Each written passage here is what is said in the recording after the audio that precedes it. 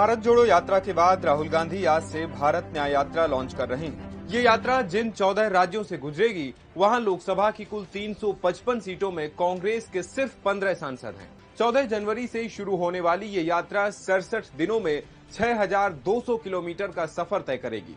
कांग्रेस महासचिव केसी वेणुगोपाल के मुताबिक भारत न्याय यात्रा का मकसद आर्थिक, सामाजिक और राजनीतिक न्याय है, जो मणिपुर से शुरू होकर नागालैंड, मेघालय, असम, बंगाल, बिहार, झारखंड, छत्तीसगढ़, ओडिशा, उत्तर प्रदेश, मध्य प्रदेश, राजस्थान, गुजरात के रास्ते महाराष्ट्र पहुंचेगी। 2019 लोकसभा चुनाव में इन सीटों पर भाजपा ने कांग्रेस को करारी शिकस्त दी। जहां भाजपा ने 95% यानी 122 सीटों पर कब्जा कर लिया, वहीं कांग्रेस के हाथ सिर्फ 7 सीटें लगी। पहली राष्ट्रीय यात्राओं की तुलना में वो यात्राएं ज्यादा सफल होती हैं जो एक खास इलाके तक सीमित हों, क्योंकि इनमें भावनात्मक मुद्दे होते हैं। 2004 में राजशेखर रेड्डी की आंध्र प्रदेश यात्रा और 1982 में एनटी रामाराव की चैतन्य यात्रा इसका उदाहरण है। दूसरी वजह यह है कि राहुल की न्याय यात्रा से कांग्रेस का ध्यान और रिसोर्सेस बढ़ जाएंगे। ऐसे में बीजेपी से सीधे मुकाबले में जीत पाना कांग्रेस के लिए मुश्किल होगा। छत्तीसगढ़, मध्य प्रदेश और राजस्थान में कांग्रेस को हाल ही में हार का सामना करना पड़ा।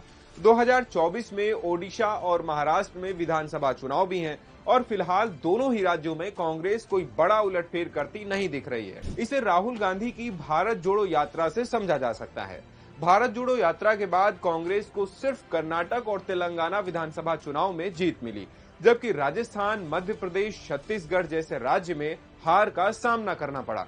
पॉलिटिकल एक्सपर्ट रशीद किदवई के मुताबिक स्थानीय मुद्दे, स्थानीय स्तर पर पार्टी संगठन, जनता का मूड और मजबूत ब्रांड होने पर ही यात्राओं से वोट प्रतिशत बढ़ता है। जून 1983 में चंद्रशेखर की भारत यात्रा जब दिल्ली के राजघाट पर खत्म हुई तो उनके पक्ष में माहौल बन रहा था, लेकिन 4 महीने बाद इंदिरा गांधी की हत्या से यात्रा बेअसर हो गई और कांग्रेस चुनाव जीती।